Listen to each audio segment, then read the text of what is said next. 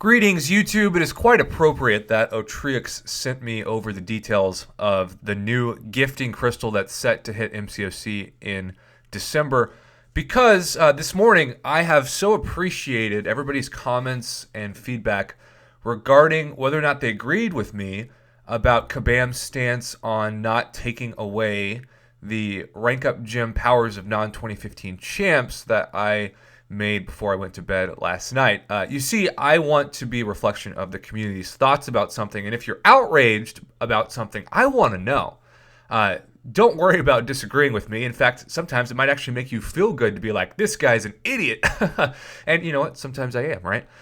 But regardless, what I've noticed is that there is a huge outrage of what is perceived as the rich getting richer while the poor are getting poorer, and when it helps Kabam's wallets, they're not going to do anything. They're going to look the other way, which we've seen as a general viewing of the mentality of the company for a long time, especially with Alliance War, right? Several people for several months thought that the alliances at the top were going to do everything they wanted, from piloting to you name it, and that Kabam was going to ignore it because they were keeping the lights on, so to speak. Well, if you were outraged, if you're one of the people who commented this morning about the rich getting richer and the poor getting poorer as long as you keep spending money, you're going to have some thoughts about the new gifting crystals, because Kabam always tries to one-up the previous year's crystals, as they should, and because the game has evolved with new items and resources. And so Otrix, who is our data miner that goes in and kind of gives us a heads up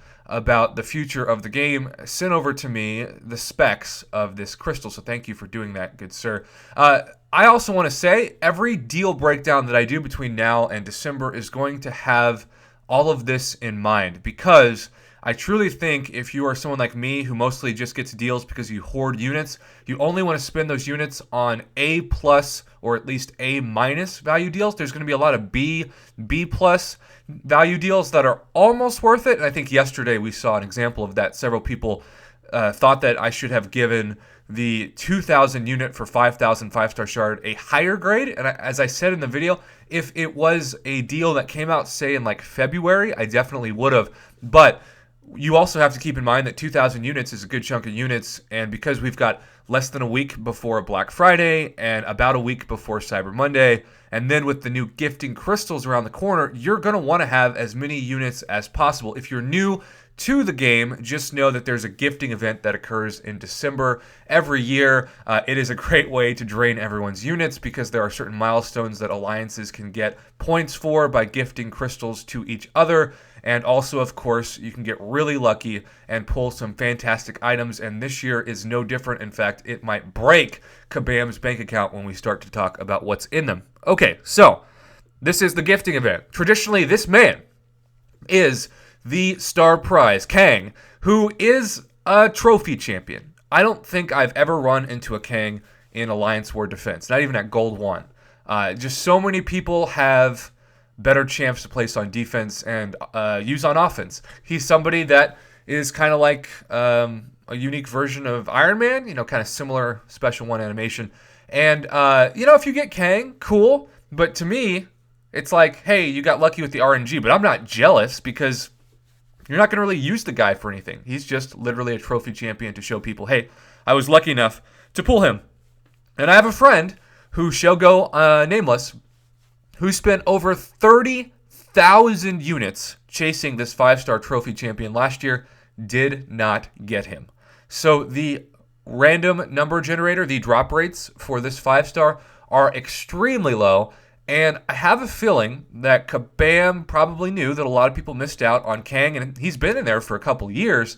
I think only maybe 1 year as a 5-star, but in general, he's been the main prize. So how do you convince people to get milked in 2018? How do you convince people to step up and forget about their disappointment, even if they got Kang and realized, oh, he's not like a Blade, he's more like an Iron Man? Well, you change the game and you add someone new into the crystal. And in that case, I'm going to pull up what Mr. Otrix gave as far as the gifting crystal is concerned. So, this crystal guarantees a minimum of 7,000 gold, a tier 5 class ISO chunk. Now, those are just freebies. That's really not part of the valuation. And a bonus item. Now, this bonus item is why people go for these crystals.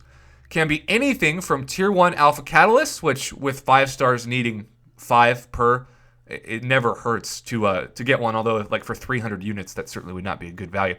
Tier 2 alpha catalyst fragments, which of course means those of you who spend the most units will get a crazy amount of tier 2 alpha catalyst to further rank up your champions and separate yourself from everybody else who is too poor, I guess, to just buy hundreds and thousands of these crystals.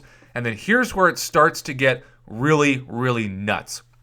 4 or 5-star signature stones and 4 or 5-star class awakening gems. For the first time ever, we are going to see an item that has no limit to the potential amount of 5-star awakening gems that you can get. The 5-star awakening gem is still one of the top 3 best and rarest items in the game. I put it right up there with tier 5 basics and tier 2 alpha. The thing about 5-star awakening gems is Kabam has done a super good job of limiting their rarity to only special offers. And even when we saw the 5-star awakening gem offer a couple of weeks ago in the game, there was a limit of 1. Because they should know that if you are allowed to get these for an unlimited amount, if you have a credit card that you seemingly can't max out, you're going to eventually get enough of these unless the random number generator is as low as that 5-star Kang that you might get 1 for every 30,000 units, that you're going to be able to awaken most of your best champs and put yourself at a really, really unfair advantage to everybody else. But this is the first time that if you've got the cash, you might get 5 or 6 5-star awakening gems. You just never know.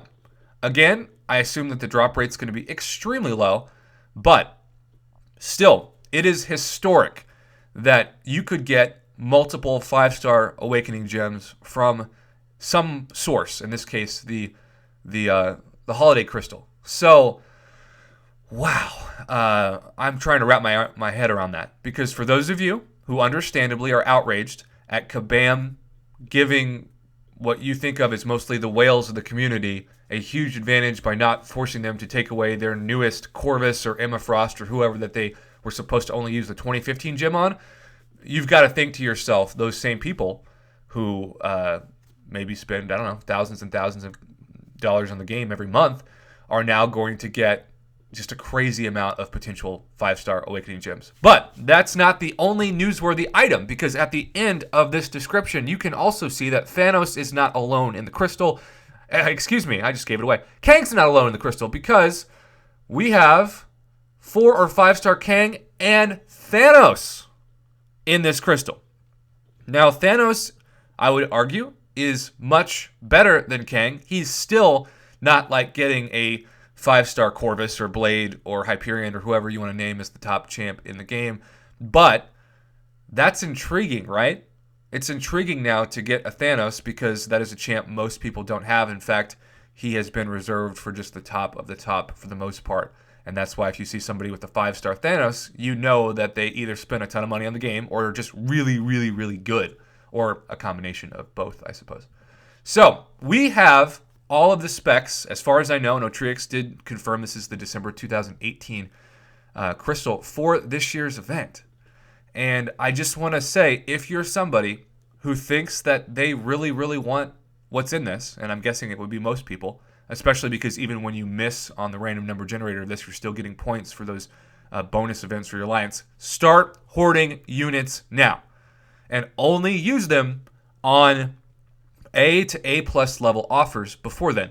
And I got to be honest, last year, and I'll do a recap video over this at some point, last year was one of the most disappointing holidays I can ever remember on Black Friday. I'll do kind of a recap video, like I said, but it was not an A to A plus deal. Don't expect July 4th level deals on holidays from Kabam all the time, especially because a lot of people get kind of greedy and think, well, when it's a holiday, they're going to list events that also give you the units like July 4th with the bonus items. Not the case.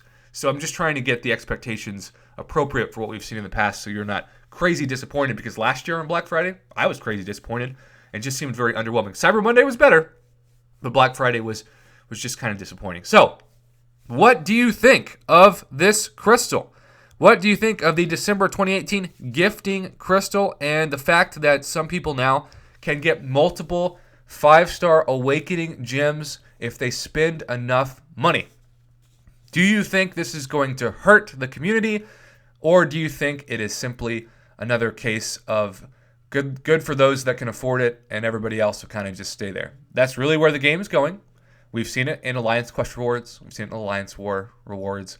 It's nothing new. And this might be the best sign of this in terms of milking people, because I can just imagine someone sending me a screenshot already of like 3 to 4 5-star awakening gems that they got from this. And the advantage that gives somebody when you used to only be able to get those from, say, Act 5 completion or Labyrinth of Legends is unbelievable. Even when you consider the new variant difficulty and how hard it is, there's only one 5-star awakening gem in that whole rewards bundle. Whereas now, if you break the RNG, you're just going to get a ton. So, man, I'm so curious to see the thoughts of this. Thanks again to Otrix for sending this out to me. I look forward to reading your responses and seeing what you think.